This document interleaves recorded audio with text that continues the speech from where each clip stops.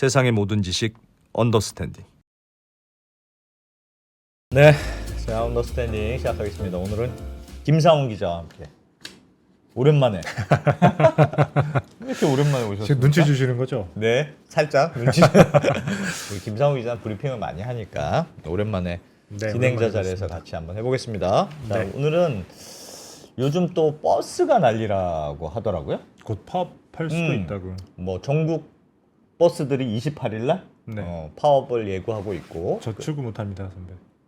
택시 타고 오시면 택시비 지원해 주십니까? 그런데 이제 그게 네. 서울시 그 버스 기사들의 임금 주장이 서울시하고 이제 맞붙어 있어서 그게 해결 안 되면 우리 파업할 수 있다 이렇게 얘기하고 있는 모양이에요. 그래서 지금 왜 이렇게 차이가 많이 나는지 갈등은 뭔지 또 그 과정에서 고민할 건 없는지 하나하나 좀 배워보겠습니다. 요즘 언더스탠딩의 간판 기자. 네. 예전엔 김상훈 기자, 장성훈 기자 간판 기자였는데 요즘은 백종훈 기자 간판 기자 아니겠습니까? 또 눈치 주십니다.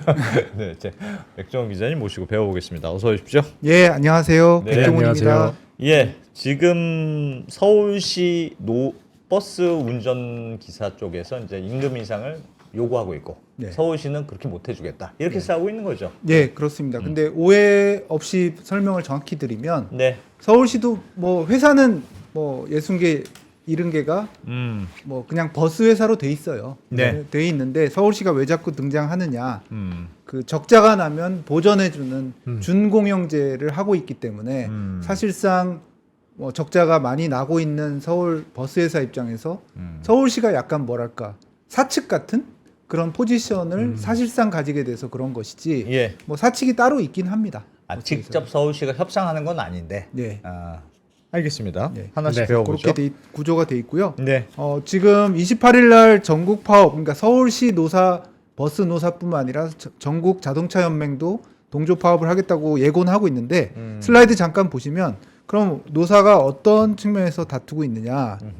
뭐 가장 쉬운 거는 임단협이니까 그 임금 인상률이겠죠. 그래서 사측은 일단 동결이 필요하다라는 네. 입장이고 동결하자. 노조 측에서는 8.2% 올려야 된다라는 입장이에요. 예, 근데 이제 사측에서는 8.2%는 노조에서 그냥 내세우는 거고 지금 통상임금 개별 버스 회사들이 지금 법원에서 소송하는 것들이 있는데 네. 그런 것들이 혹시 수당에 반영되면 지금 조금씩 소송이 마무리 짓고 있거든요. 왜냐하면 대법원 판례가 작년에 나왔기 때문에 다 인정되는 쪽으로 통상임금에 들어간 상여금은 통상임금이다. 그러니까 수당 계산을 다시 해야 된다.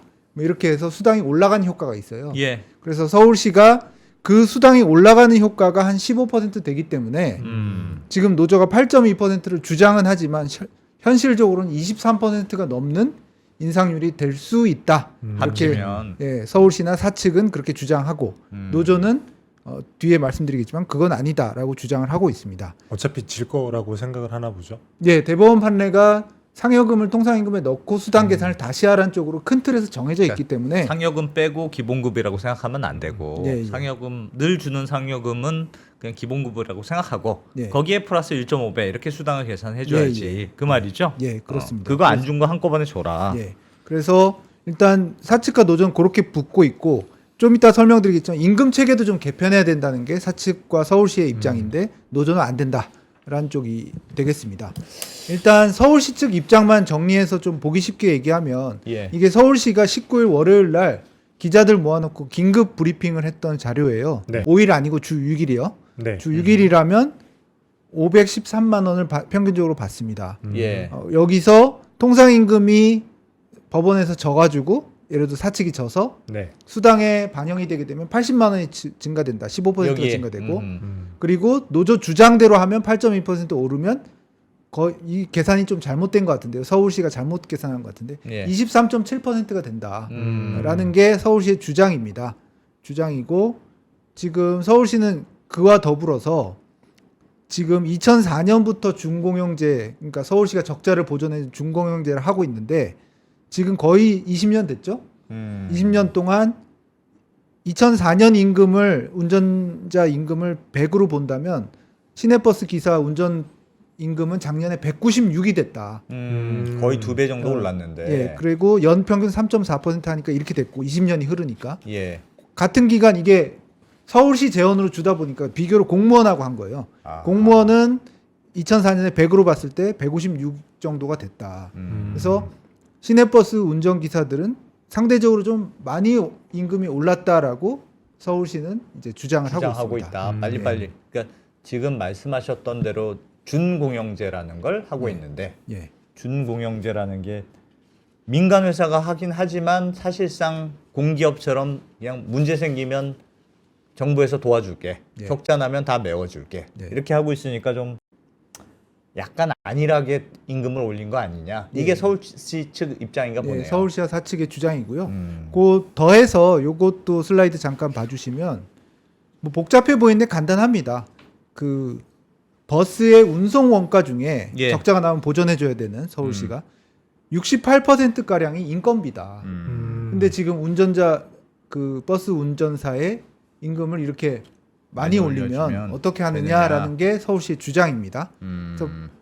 지금 서울시는 2023년에 예. 야. 그 버스 회사 한 60개 넘는 회사들 서울시에 적자 보전해 준 게 8,900억 원이다. 그 전에인 2022년에는 8,100억 원이다. 네. 전체 평균하면 뭐 연으로는 한 4,800억에서 5,000억 정도 보전을 해주고 있고 2022년, 2023년은 유난히 또 인건비도 오르고 뭐 요금도 동결되고 그래서 그런지 예. 적자가 많이 나서 보전을 많이 해줬습니다. 그래서 서울시에서는 이런 정도면 재정 지원을 도저히 감당할 수가 없다라고 주장을 하고 있습니다. 그리고 또 지난해부터는 기후동행 카드 예. 그것 때문에 적자 폭이 늘어나면 더 많이 줄 수도 있다는 예, 얘기인 예. 거네요. 그 기후동행 카드로 여기 가져오진 네. 않았는데 전체 기후동행 카드 서울의 기후동행 카드로 시민들이 효익을 보니까 그 적자 폭이 연간 한 7,800억 원 정도 더 있는 걸로 계산됩니다. 그 중에 버스가 차지하는 비율은 이제 지하철하고 나눠야겠죠. 그래서 그건 전부 버스가 그렇다는 건 아니고요. 예. 이에 반해서 노조 입장은 슬라이드 잠깐 보시면 일단 우리는 그냥 8.2% 인상을 요구한 거다. 근데 갑자기 통상임금으로 인한 수당 상승분은 법원에서 그냥 별개로 못 받은 걸 소송으로 다투는 걸로 결정되면 받으면 될 일인데 그걸 왜 임금 상승에 엎쳐서 얘기하느냐. 저 말은 맞는 말이죠. 예. 라고 노조는 반박을 하고 그러니까 있고요. 법에서 통상임금을 제대로 안 줬으니 법원이 제대로 줘라라고 하는 건 그 전에 제대로 못 받은 걸 주라고 하는 거니까 예. 뭐 금액이 올라가는 효과는 있지만 예. 논리적으로 보면 저 말이 틀린 말은 아닌 것 같습니다. 예. 논리적으로는 맞는데 어. 근데 사실 또 시민의 세금에서 나가는 거니까 서울시 입장에서도 이만큼의 부담이 늘어난다고 하는 게 또 틀린 얘기는 또 아닌 거죠. 예. 그렇지. 물론 그러니까 임금을 이만큼 올릴 거냐 말 거냐를 결정하는 데는 당연히 그게 영향이 있겠으나 네. 통상임금은 빼고 얘기하는 게 맞긴 맞죠. 네. 그래서 임금 체계 개편도 자꾸 얘기하고 있다고 말씀드렸는데 노조는 임금 체계 개편도 뒤에 말씀드리겠지만 사실상 우리가 되게 손해를 본다 임금적으로 그렇기 때문에 안 된다라는 입장이고요. 지금 그 손해를 본다는 논리를 잠깐 이게 조금 어렵긴 한데 예. 그냥 쉽게 말씀을 드리겠습니다. 지금 위에 이 빨간 선 위쪽이 현행이에요. 그 지금 서울시 버스 운전기사들은 하루에 그냥 기본 8시간에 연장 1시간에서 9시간 운전하는 걸로 약정 임금 산정 근무 시간을 그냥 정했습니다. 노사 합의. 무조건 그냥 8시간 하고 연장근무 1시간씩 한다고 생각하자. 그렇게 30분씩 못 미칠 수도 있지만 어쨌든 9시간 하는 걸로 그냥 약정을 했습니다. 노사가. 그래서 9시간씩 5일에서 45시간이고요. 예. 토요일에도 버스는 다녀야 되니까 하루 정도 나와서 5시간. 52시간 어기면 안 되니까 5시간. 저걸 합쳐서 아까 전에 500만 원대 그렇습니다. 평균 임금이 나온다는 네, 거는 하지만 우리가 생각하는 주 5일이 아니라 주 6일입니다. 그래서 일단 이렇게 해서 50시간 해서 주말 토요일 10시간은 1.5배 해가지고 이렇게 돈을 받아가고 당연히 있는 그렇게 줘야 되겠죠. 지금 제도는 이렇게 돼 있어요. 예. 근데 아직 본격적인 협상은 아니지만 사측은 그냥 그 약정 시간을 9시간이 아니라 평일 7시간으로 바꾸자. 아하. 이렇게 해도 7시간씩만 돌아갈 것 같다. 예, 일하자. 예, 평일날. 이렇게 해도 돌아갈 것 같다라는 주장을 하면서 사측은 7시간을 줄이고 토요일은 뭐 토요일 일요일 버스가 다니긴 해야 되니까 5시간 그대로 하면 사측의 입장에서는 좀 부담 금액이 줄어들 것 같다. 40시간으로 그러면 하루에 평일날 원래 8시간 일해야 되는데 네. 1시간씩 세이브 해놓은 다음에 네. 1시간 세이브한 걸로 주말에 일하면 주 40시간 똑같은 거 아니냐? 그렇습니다. 그 말이죠? 예, 그렇게 저거는 지금 인력보다 그러면 사람이 더 많아져야 되는 거 아닌가요? 그러니까. 그렇습니다. 전제가 두 가지 중에 하나인 것 같습니다. 잘 지적해 주셨는데 상훈 기자께서 네. 저렇게 줄여도 돌아가거나 버스 버스 근무 패턴이나 배선 회차 같은 게 잘 돌아가거나 예. 아니면 사람을 더 넣어야죠.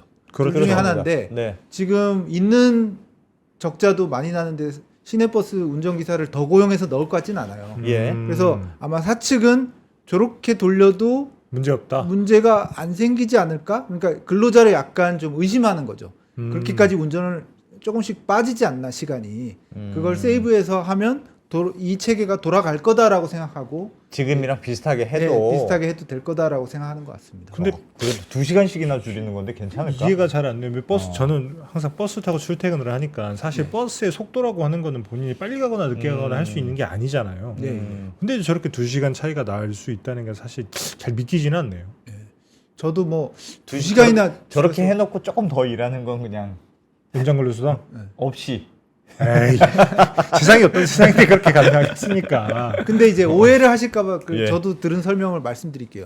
왜 이렇게 실운전 시간으로 안 하고 약정임금 시간이란 걸 왜 정했지? 좀 이상한데라고 생각하신 분도 있으실 수는 있어요. 시청자분들. 그렇죠, 그렇죠. 제가 운전자들 얘기를 들어보니까 버스 운전기사들 얘기 들어보니까 서울 교통 상황이 시위도 있고 그렇죠. 집회도 있고 제대로 안 될 때가 그래서 있다. 예를 들어서 어떤 날은 8시간 딱 맞춰서 잘 근무표가 돌아가서 운전하고 집에 갈 수는 있지만 예. 어떤 대부분 날은- 보면 뭔가 오버되고 안 지켜지는 거예요. 그렇죠, 그렇죠. 왜냐하면 명동에 뭐 시위대만 만나도 30분, 1시간씩 늦게 예. 퇴근하는 일이 있을 거 아닙니까? 그렇죠, 그렇죠. 그래서 그런 불규칙성을 하나하나 따지기가 어려워서 약정임금 산정 근무 시간을 그냥 정했다는 거예요. 아, 그냥 더 해도 1시간 연장 근로 한 걸로만 치자. 예, 예. 이렇게. 예. 그렇게 편의상 관행상 정했다는 저건 거예요. 언론사에서도 저렇게 많이 해요. 근로 시간을 정확하게 하기가 어려워서 그렇죠. 그냥 통상 1시간씩 매일 했다고 치자.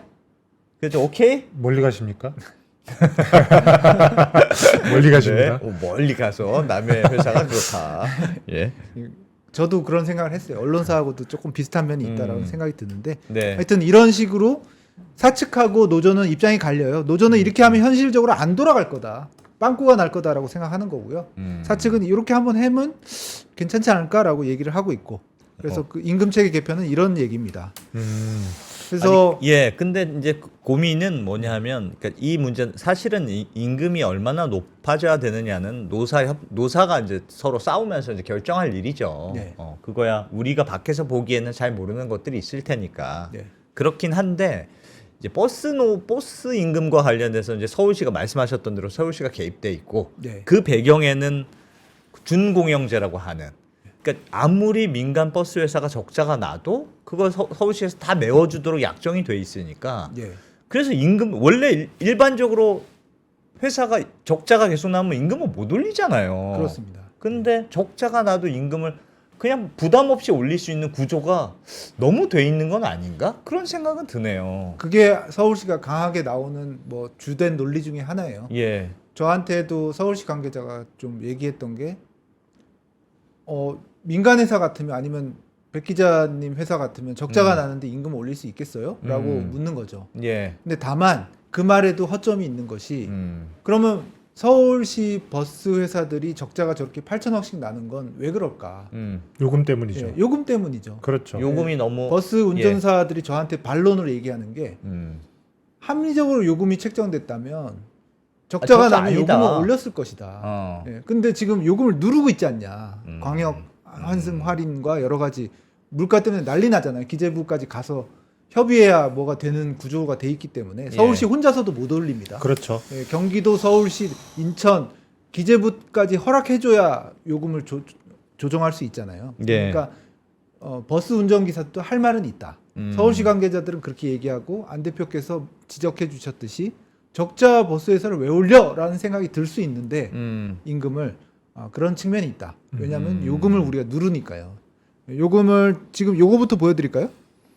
지금 우리나라 버스 요금이 지금 싸기는 싸죠. 교통카드로 기준으로 어. 1,500원인데 런던은 뭐 거의 2배고 예. 파리도 그렇고 뉴욕은 뭐 2배 넘죠. 어. 물론 물가 수준이 있긴 하지만 예. 전반적으로 우리나라가 공공 교통요금이 싸다는 거는 어느 정도는 다들 체감하시잖아요. 여행도 네, 가보시고 네. 하니까. 홍콩이 진짜 싸네요. 네. 음. 홍콩이 쌉니다.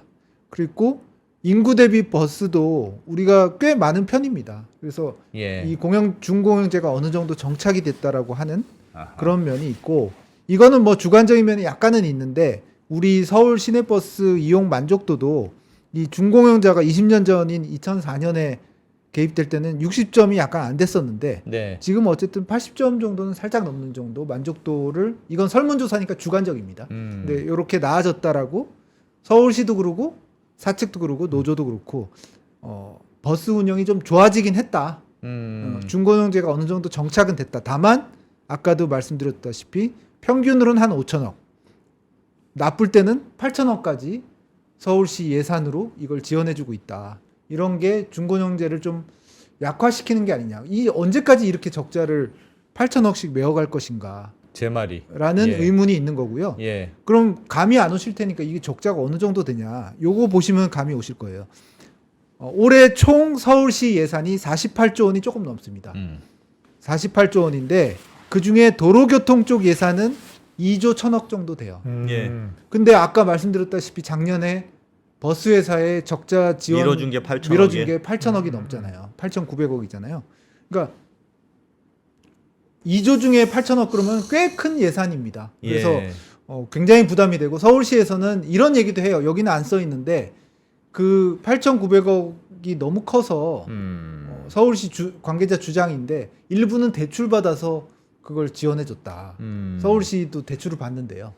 그렇죠. 예, 서울시 대출로 그걸 메워줄 만큼 이 중공영제가 지금 굉장히 기반이 흔들리고 있다라는 게 서울시의 주장입니다. 이게 버스를 너무 민간으로 그냥 그대로 맡겨놓기에는 너무 공공적인 차원이 커. 그런 취지에서 이제 준공영제 약간 공적인 느낌을 넣었을 텐데 네. 그럼에도 불구하고 버스 회사가 노력하도록 만드는 인센티브 구조가 과연 뭐가 있느냐. 예.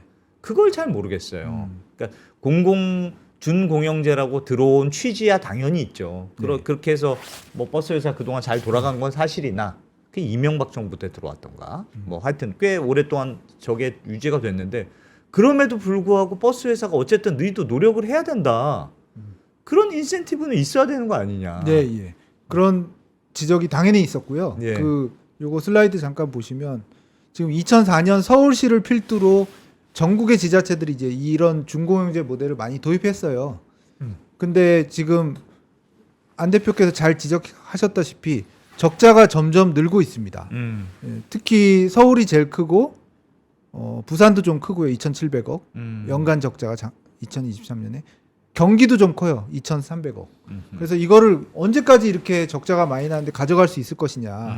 효율할 유인이 있어야 될 거 아니냐라고 해서 작년 11월, 10월에 이렇게 해서 안 되겠다. 그래서 안 그래도 서울시가 조금 제도를 바꾸겠습니다. 20년 해봤는데 예. 적자 너무 많아서 일단 사후정산제를 하겠습니다. 이제부터 어떤 해가 있으면 그 다음 해 내년에 각 버스 회사하고 서울시하고 협상을 해서 내년에 그 A 버스 회사는 비용이 얼마 들 것 같고 수익이 얼마 날 것 같으니까 서울시는 이까지만 혹시 적자가 나면 보전해 줄게라고 협약을 맺는 형식으로 내가 계획서를 내고 예, 나라가 예산 짜듯이 한다는 말씀이신 거죠? 그런 식으로 바꿔보겠습니다. 근데 이게 시행은 내년부터예요. 그래서 그렇게 좀 보완을 해보겠다라고 하고요. 또 안 될 것 예. 같아요. 애매할 것 같은데 우리는 적자가 많이 날 것 같습니다. 이렇게 올리면 되잖아요. 그리고 요거는 조금 다른 논점인데 예. 사모펀드들이 시내버스를 많이 인수했어요. 그래서 예.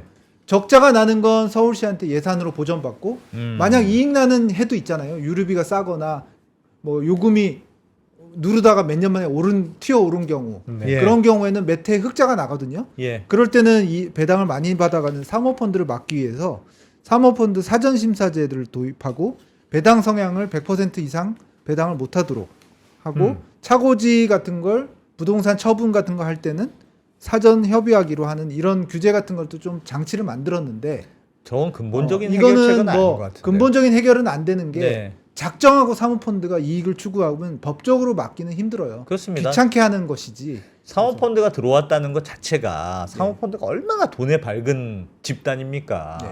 거기가 들어왔다는 건 이거는 야 웬만하면 그냥 다 먹을 수 있다고 생각하고 들어오는 거잖아요. 그렇죠. 그러니까 사측은 운전사 직원들하고 굳이 크게 싸우지 않고 임금을 꾸준히 올려왔던 거고 사모펀드는 이익을 챙겨가는 그런 부작용도 있었다. 근데 저는 개인적인 생각이긴 합니다만 네. 여튼 버스 회사가 적자가 나면 시민의 세금으로 적자를 보존해줘야 되는데 네. 네. 배당을 받아갔다라고 하는 얘기는 어떤 방식으로든 물론 뭐 차고지를 팔아가지고 이익을 챙겼을 수도 있겠습니다만 배당을 받아갔다라는 얘기, 이익을 냈다는 얘기인 거 세금이 안 들어갔다는 얘기인 거잖아요. 네.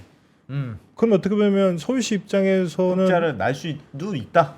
그게 더 나은 거 아닌가요? 왜냐하면 세금이 안 들어가는데 이익이 났다라는 얘기는 세금이 안 들어가도 된다는 얘기인 건데 이익 나는 버스 회사도 있다. 그렇죠. 아. 그러면 뭐 다른 물론 이게 뭐 차고지 같은 걸 팔아서 가지고 있는 재산들을 팔아서 그렇게 했다라고 하면 문제가 될 수도 있겠습니다만 네. 단순히 뭐 사모펀드가 들어와서 이익을 벌어서 그러니까 손해를 봤을 때는 세금 지원을 받고 이익이 났을 때는 배당 배당 받고 받고 양방으로 갔네. 이렇게 생각해야 되는 게 맞는 건가라는 생각은 저는 개인적으로는 들어요. 그거는 쉬운 문제는 아닌 것 같긴 물론 합니다. 그렇긴 하죠. 저도 예를 들어 정색을 하고 그게 이익을 난 걸 배당하겠다는데 그게 잘못된 거야라고 하면 그리고 어쨌든 세금이 들어가야 되는 그 중공영제 입장에서 오히려 이런 회사가 귀감이 돼야 된다라고 얘기를 해줘야 되는 게 아닐까라는 생각이 저는 개인적으로는 드는데. 근데 다만 반론으로는 오세훈 시장이 작년 11월에 기자간담회 때도 네네. 사모펀드의 그 서울시 버스 인수를 막고 혼내주겠다 이런 식으로 얘기를 한 게 네. 우리 정서나 여러 가지 그 종사자들이 볼 때 네. 어떤 버스 회사의 발전이나 임직원의 어떤 처우를 개선하기보다는 이익만 빼먹으려는 행태라고 생각하는 것 같아요. 예. 그래서 예를 들어서 여기는 안 나오지만 인천의 한 버스 회사는 사모펀드가 인수해서 차고지를 팔았거든요. 네. 그래서 그 차고지를 팔은 50억 원을 그대로 다 배당한 사례도 있다고 해요. 예. 그래서 그런 게 이제 정서적으로 그리고 종사자들의 어떤 기업에 대한 빼먹는다는 인식 이런 것들이 종합적으로 작용해서 그렇게 사모펀드의 버스 회사 배당을 막겠다는 물론 막아지지도 않아요. 사실 예. 법적으로 막을 수는 없어서 그런 귀찮게 하는 규제가 나왔던 건 그런 거고요. 지금 슬라이드 보시면 서울 같은 경우에는 6개 회사 버스 회사에 사모펀드가 들어왔고 뭐 대수로는 1000대가 좀 넘어서 14% 정도 사모펀드가 우리 서울시 버스를 소유하고 있습니다.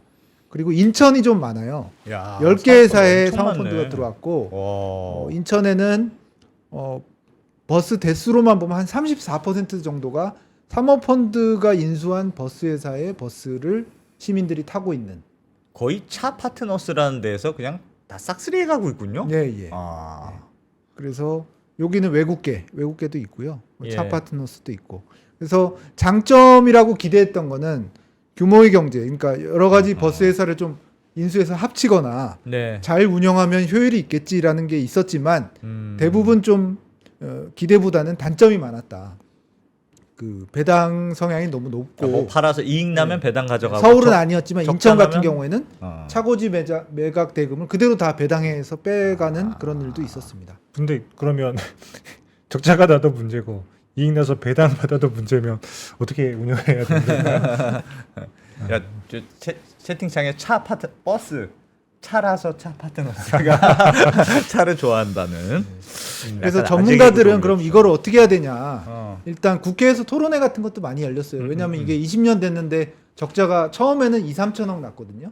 예. 근데 지금 8천억까지 연간 8천억씩 나는 걸로 바뀌었잖아요.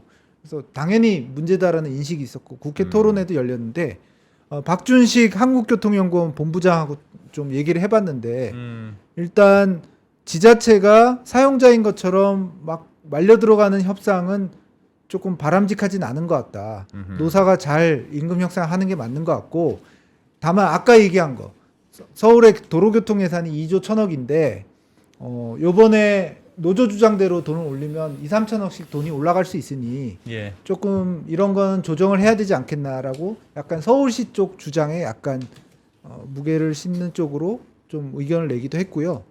사회 경제적으로 볼 때 서울시 예산이 48조라고 말씀드렸잖아요. 네. 예. 그 중에 뭐 내가 자주 쓰고 저도 오늘 버스 타고 왔잖아요. 내가 자주 쓰는 버스에 뭐 8천억 정도 쓸 수도 있지라고 서울 시민들이나 서울시장이 정책적으로 결정한다면 할 수 있겠지만 준공영제를 건전하게 유지하려면 지금 같은 적자는 좀 해소를 하는 게 맞겠다라는 게 박 본부장의 얘기였어요. 두 가지 방법을 할 수 있을 것 같은데 하나는 이제 네. 뭐 임금 인상은 뭐 잘 모르겠으나 버스 요금을 얼마나 올릴 거냐, 네. 얼마나 올릴 거냐, 혹은 이 준공영제를 조금 보완할 방법을 뭘 더 생각해 볼 거냐. 네. 대략 두 가지 정도를 우리가 고민해 봐야 되겠네요. 네. 어. 그래서 해외 사례 같은 것도 그러면 말씀 주시니까 예. 혹시 뭐 다른 방안은 없느냐? 20년 음. 동안 이 방법으로 해왔는데 노선별로 좀 수익성을 따져가지고 입찰을 한번 해보자라는 그런 제도가 있어요. 그거는 어떻게 하는 예. 거예요? 이게 영국 제도인데 영국 예. 런던의 버스 노선 입찰제인데 런던 시에서 지하철처럼 공사를 하나 세우고 런던 광역교통본부를 세우고 거기서 버스 노선을 대부분 갖고 나서 5년 단위로 노선을 파는 겁니다. 공기업이 버스 노선을 가져왔다가 예. 그걸 민간 업체에 판다는 민간 거예요? 운영하라고 아. 파는 거죠. 5년 단위로. 음. 그래서 그러면 적어도 논리상으로는 적자 노선이면 흑자 노선으로 바꾸려고 할 거고 예. 사간 가격이 있을 거니까 나중에 비싸게 팔 수 있으니까. 네, 비싸게 팔 수 있으니까. 아. 그래서 적자 노선의 수익성이 약간 나아질 거고 음. 뭐 흑자 노선은 입찰 가격이 올라갈 거니까 또 런던 교통공사가 이렇게 돈을 받을 수 있고 라고 해서 이렇게 한번 해보는 게 어떠냐 실제로 하고 있다고 해요. 저거는 기본적으로 민영 버스 노선을 운영하는데 살짝 공기업스러운 게 살짝 들어간 거군요. 예, 예. 아. 근데 그래서- 저렇게 하면 예를 들면 돈이 안 되는 노선인 경우에는 사라지겠죠. 네, 예. 그래서 안 되겠지. 김사원 기자가 잘 지적하셨듯이 적자 노선이나 외곽을 도는 노선은 인기가 없어서 입찰이 잘 성립 안 될 수가 있어요. 그런 한계가 있고 런던 교통공사가 이 노선을 굉장히 복잡할 거 아닙니까? 그렇죠. 잘 경영하지 않으면 입찰이 뭐 군데군데 유찰이 돼서 효율이 떨어질 수 있고 시민들은 불편할 수 있겠죠. 예. 예를 들어서 서울도 다 같은 서울이 아니잖아요. 그렇죠. 강남의 성수의 좋은 노선은 다들 입찰하려고 할 거고 음. 뭐 좀 어느 동네라고 예를 들 수는 없지만 외곽의 어떤 동네는 버스 노선이 막 없어지고 입찰이 안 돼서 그런 부작용도 우려는 있습니다. 그래서 이게 만능은 아니다. 아니 그러니까 우리도 그럼 저렇게 어차피 잘 되는 데는 서로 들어오려고 할 거 아닙니까? 높은 가격을 부를 거 아니에요. 네. 그럼 비싸게 그 돈을 팔고 아무도 안 들어오는 그런 노선은 정부가 운영하고 그 네. 비싸게 받은 돈으로 그 재원을 받아서 근데 운영하고 그러면 안 될까요? 제가 느꼈던 버스 회사의 느낌은 어떤 느낌이냐면 예를 들면 그 알짜 노선만 가지고 있는 버스 회사는 아마 없을 거예요. 네.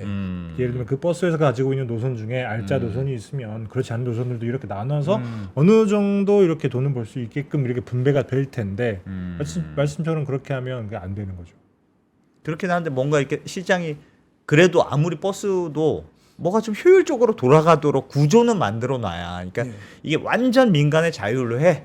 그래서 그냥 없어지는 그래서 달동네 안 가면 뭐 어쩔 수 없고 그렇게 우리는 할 수는 없죠. 네. 그래서 공공의 영역이 당연히 남아 있어야 되는데 그럼에도 불구하고 그냥 다 공공이 메워주는 방식으로 하는 게 과연 효율적인 거냐는 좀 고민해봐야 될 것 같습니다. 네, 예. 왜냐하면 이게 적자를 나면 보전해 주니까 굉장히 효율적으로 경영할 유인은 솔직히 없는 것 같아요. 아니, 그러니까 그 버스 운전기사들 주장도 되게 맞는 말이에요. 그러니까 야 우리가 잘못해서 지금 적자 났어? 뭐 내가 요금 안 올리고 뭐 그렇게 해서 적자 난 거 아니야. 그러니까 올려달라고 하는 겁니다. 이게 네. 명확하게 산정이 돼서 경영이 잘 안 돼서 적자가 나면 올려달라고 말을 못하죠. 그런데 누구의 책임인지가 명확하지 않으니까 네. 나 열심히 했다. 네. 넌 우리는 올릴 권리가 있는 것 같다. 그 뭐 회사에서도 적자 메워주니까 그냥 올려줍시다. 그렇게 자꾸 가는 거라서 예, 예.